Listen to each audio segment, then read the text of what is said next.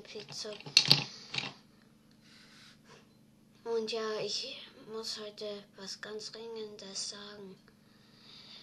Ihr wisst ja, ich habe ja ein neues Intro. Aber ich weiß nicht, ob ich das so oft in den Videos benutzen werde.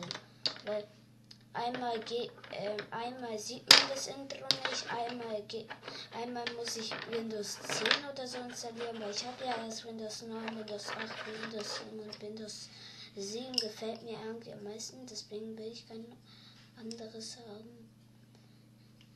Also gefällt mir am meisten. Und ja, deswegen weiß ich jetzt nicht, ob ich jetzt Videos mit meinem Intro machen werde. Es tut mir ja auch sehr leid, aber naja.